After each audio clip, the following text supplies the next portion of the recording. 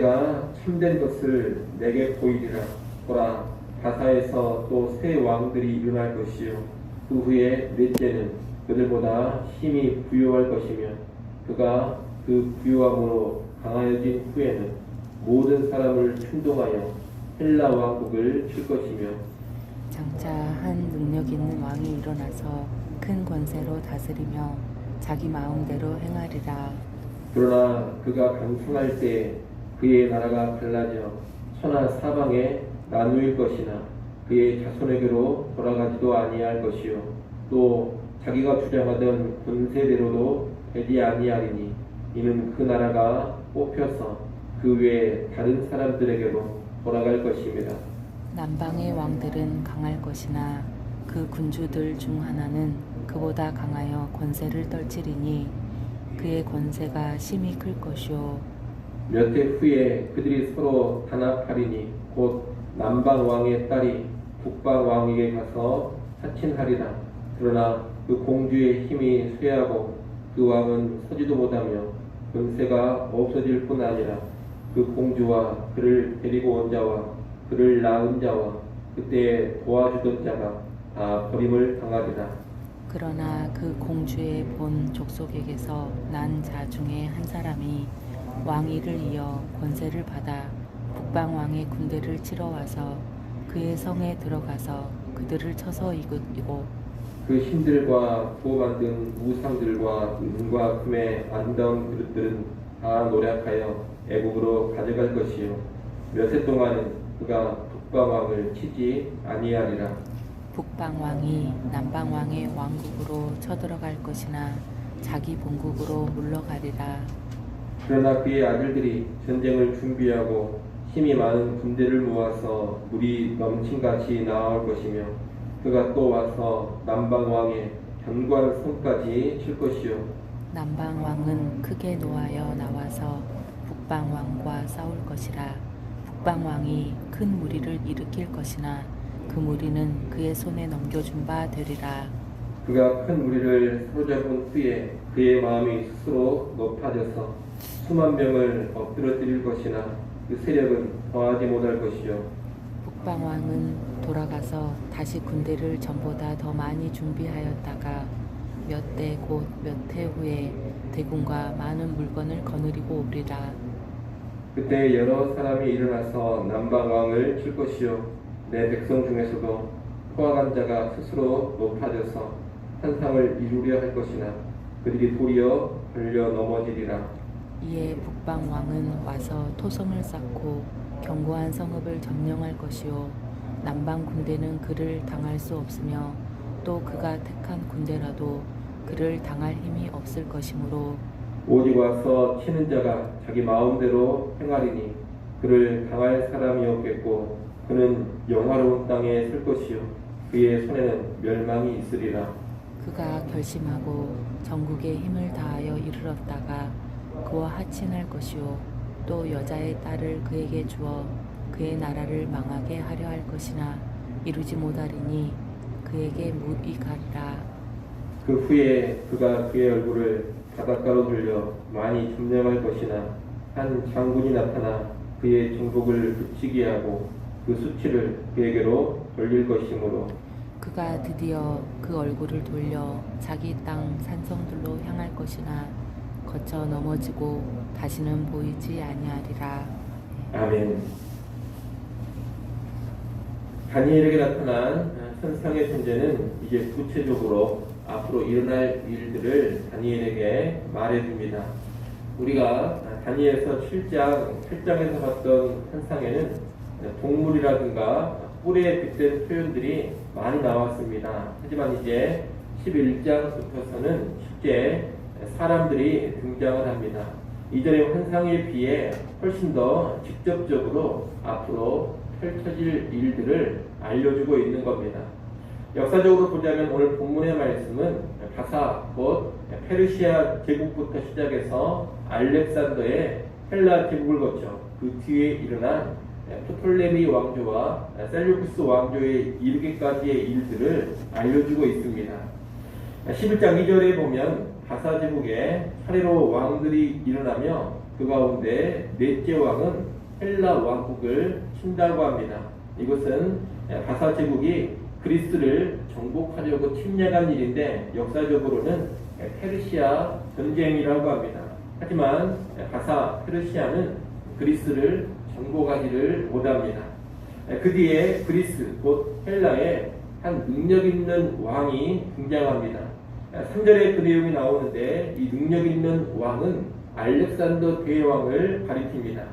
그는 거대한 제국을 형성하며 큰 권세를 누리지만 갑자기 죽게 되고 그의 나라는 부하 장수들에 의해서 네 왕국으로 쪼개어집니다.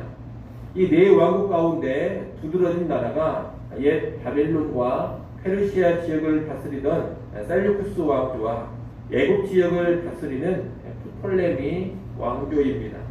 오늘 본문에 남방 왕과 북방 왕이 나오는데 남방 왕은 이스라엘 남쪽에 있는 애굽 지역을 다스리는 프톨레미 왕조를 가리키는 것입니다.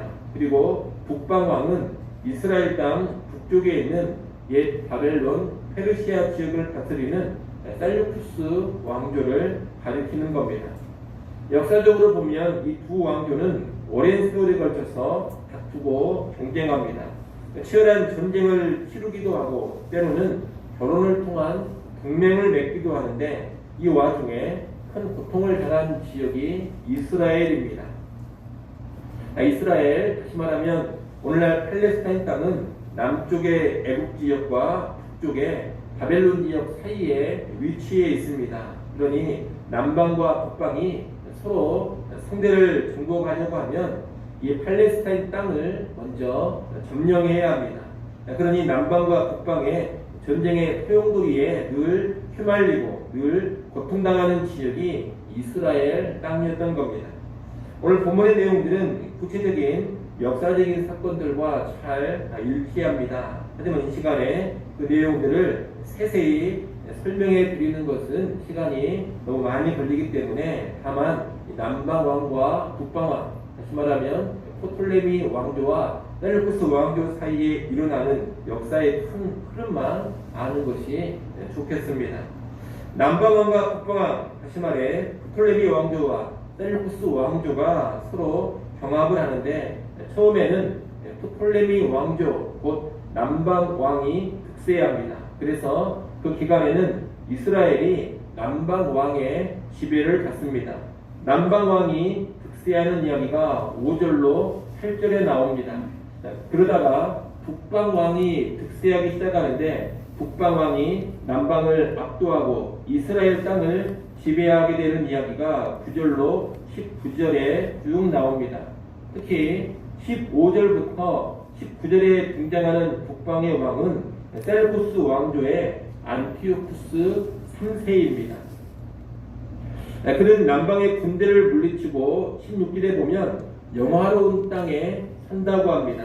이 말은 예루살렘을 정복했다는 뜻입니다. 이때부터 예루살렘은 북방왕 곧 셀루쿠스 왕조의 지배를 받게 됩니다. 이 안티오쿠스 3세는 자신의 딸을 프톨레미 왕조의 왕과 결혼을 시켜서 애굽을 지배하는 프톨레미 왕조를 완전히 자기가 장악을 하려고 했습니다. 그런데 뜻밖에도 그의 딸이 결혼한 남편에게 더 충성하는 바람에 애굽을 장악하려는 그의 계획은 실패로 돌아가 버립니다. 그 뒤에 안티오쿠스 3세는 바다 지중해로 눈을 돌려서 세력을 확장하는데 로마와의 전쟁에서 패배를 하고 그 뒤에 암살당해 죽고 맙니다. 오늘 우리가 읽은 본문은 바로 이 안티오쿠스 3세까지의 일을 알려주고 있습니다. 우리가 오늘 본문에서 먼저 알 수 있는 것은 하나님의 뜻이 역사 가운데 이루어져 간다는 겁니다. 얼핏 보면 역사의 무대에서 인간의 뜻이 전면에 등장하는 것처럼 보입니다. 하지만 결국에는 하나님의 뜻에 따라 모든 것이 이루어집니다. 이를 잘 보여주는 것이 오늘 본문에 많이 등장하는 그러나라는 접속사입니다. 오늘 본문에 보면 그러나라는 접속사가 아주 많이 나오고 있습니다. 3절 4절에 보면 장차 한 능력 있는 왕이 일어나서 큰 권세로 다스리며 자기 마음대로 행하리라. 그러나 그가 강성할 때에 그의 나라가 갈라져 천하 사방에 나눌 것이나 이렇게 되어 있습니다. 또 6절 7절에 보면 곧 남방왕의 딸이 북방왕에게 가서 하친하리라. 그러나 그 공주의 힘이 쇠하고 이릅니다. 9절 10절에도 북방왕이 남방왕의 왕국으로 쳐들어갈 것이나 자기 본국으로 물러갑니다. 그러나 그의 아들들이 전쟁을 준비하고 이렇게 되어 있습니다. 또 14절에도 보면 후하간 자가 스스로 높아져 산상을 이루려 할 것이나 그들이 도리어 끌려 넘어지리라 이렇게 되어 있습니다. 이 외에도 여러 곳에서 그러나라는 말이 쓰이고 있습니다. 이 그러나라는 접속사는 역사의 주인공이 인간이 아니라는 것을 잘 보여주는 겁니다. 인간이 뜻하고 인간이 계획해서 이 일을 추진하고 아주 거대한 또 강한 움직임을 보이기도 하지만 그러나 그 뜻대로 그 계획대로 되지를 않습니다. 인간의 뜻과 계획이 꺾여버리고 그 자리에 하나님이 정하신 뜻이 이루어지는 겁니다. 자, 그러므로 이 땅 역사의 주인공은 인간이 아니라 하나님입니다. 사람이 이루고 펼쳐가는 역사가 아니라 하나님께서 역사 가운데 자신의 뜻을 이루어 가시는 겁니다. 그러니 역사라는 것은 실제로 하나님께서 자기 뜻을 이루어가는 과정이라는 것을 우리는 분명히 알아야겠습니다. 우리가 지난 역사를 돌이켜보면 하나님의 예언의 말씀이 그대로 이루어진 것을 다 보게 됩니다.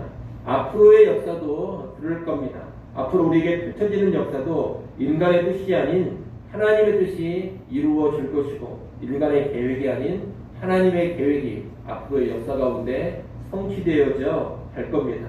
그러니 여러분 이 땅의 역사를 보실 때 인간 중심으로 보지 마십시오. 하나님 중심으로 역사를 봐야 하고 역사 가운데 펼쳐지는 모든 일들을 하나님의 관점에서 해석해야 합니다.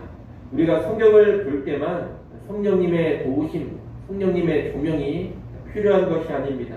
세상의 역사를 볼 때에도 성령님의 도우심, 성령님의 조명이 필요합니다. 앞으로 이 땅의 역사는 성경이 알려준 대로 종말과 재림을 향하여 달려가게 될 겁니다. 아무리 인간들이 별의별 계획과 뜻을 세우고 추진한다 하더라도 하나님의 뜻은 꺾을 수가 없습니다. 하나님은 자기 뜻을 견고하게 세워 가실 것입니다. 우리 이것을 알고 하나님의 뜻이 이루어질 역사를 기대하고 소망해야 하는 겁니다. 이 땅의 역사를 보면서 이런 기대와 소망이 언제나 우리에게 있기를 바랍니다. 오늘 말씀에서 우리는 또한 소위 인간 영웅과 인간 나라의 한계를 보게 됩니다. 바사 페르시아가 강하고 힘이 부유했지만 그 시대는 가고 알렉산더의 시대가 열립니다. 알렉산더는 큰 권세로 다스리며 자기 마음대로 행했습니다. 그런데 그 대단해 보이던 알렉산더는 그가 가장 강성하던 때에 갑작스럽게 죽어버렸고 그의 나라는 네 조각으로 쪼개지고 맙니다. 네 조각으로 쪼개져서 자기 가족에게로 나라를 주지도 못하고 부하 장수들이 오히려 나라를 다 가져가 버립니다.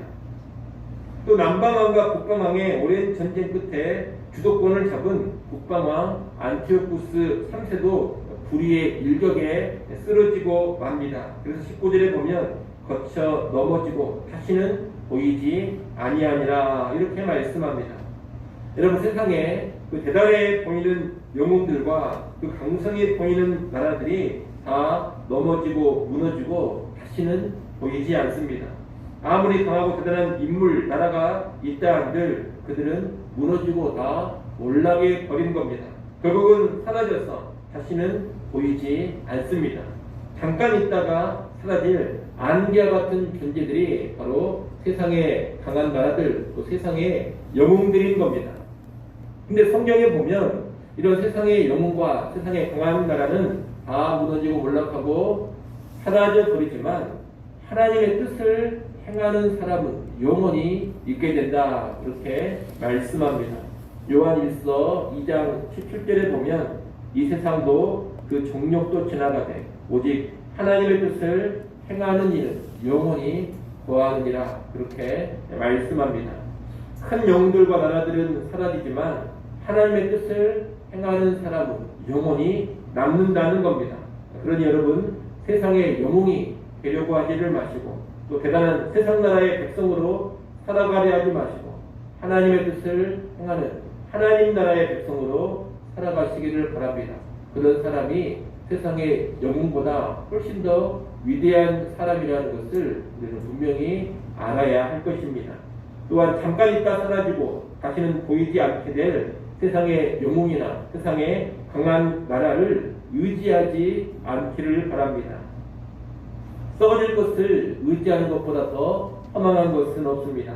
우리는 오직 전에도 계셨고 지금도 계시고 앞으로도 계실 영원한 왕이신 하나님만 의지할 수 있어야 하겠습니다.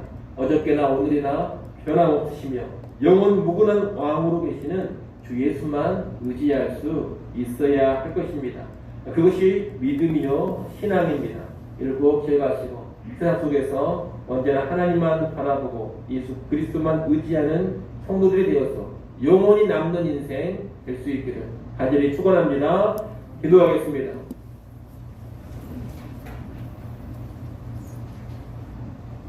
아버지 하나님, 역사의 주인은 하나님이라는 것을 이 다니엘서 말씀을 통하여 거듭거듭 확인하게 하시고 확신케 하여 주시옵소서.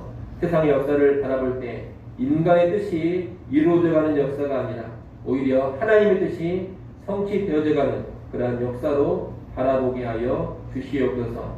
또한 잠깐 있다 사라져버릴 세상의 영웅들 부러워하지 않게 하시고 영원히 남게 될 하나님의 사람으로 우리가 살게 하여 주시옵소서. 강한 사람과 강한 세상의 은세, 세상 나라 의지하지 않게 하시고 참된 왕이신 하나님과 예수 그리스도만 의지하며 살게 하여 주시옵소서.